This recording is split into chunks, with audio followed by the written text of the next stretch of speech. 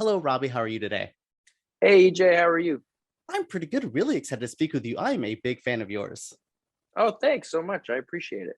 Yeah, I'm looking at your filmography and being a fan. I've noticed you've done quite a few sci-fi and horror films. What was your history with that growing up? Did you like horror movies growing up, or is that something you just did professionally? No, I did. I'm a big fan. I grew up on, some of the older stuff, some of the classics like Shining and Jaws. But I really like, Dawn of the Dead, the original one in the mall. Like I like kind of that, you know, cheaper zombie movie, which was really fun. And then I'm a big fan of like, Blumhouse movies today. I think they're just, I think they're really interesting.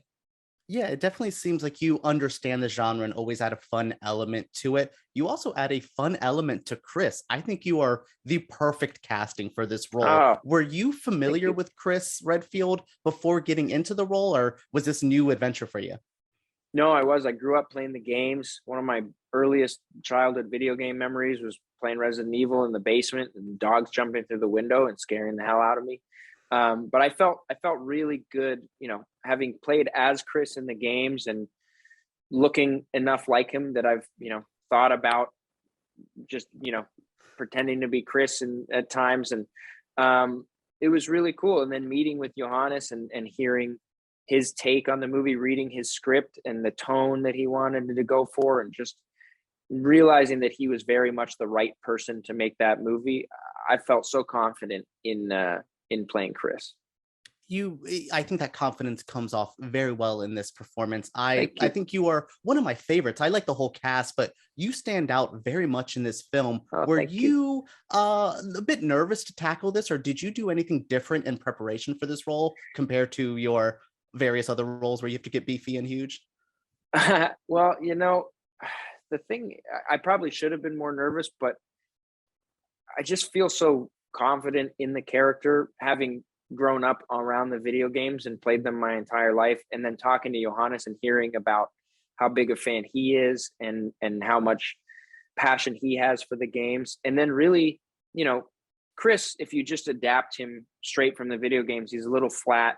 He would be, this small town super cop who's by the book and, you know, doesn't it's just a little flat. So I Mhm. think what Johannes did so well was he took things that people wanted to see from the games, and then he added this connective tissue and built these relationships and humanized these characters and gave them flaws. And Chris has a lot of regrets at the beginning about how he's handled things with Claire, and he's defensive, and he doesn't have a lot going on for him. He doesn't have a lot of family or friends in this small town, and he used to be this kind of small town hero, but life isn't that great anymore, and Raccoon City's falling apart. So I think that Johannes did such a great job of making these characters that people can see themselves reflected in.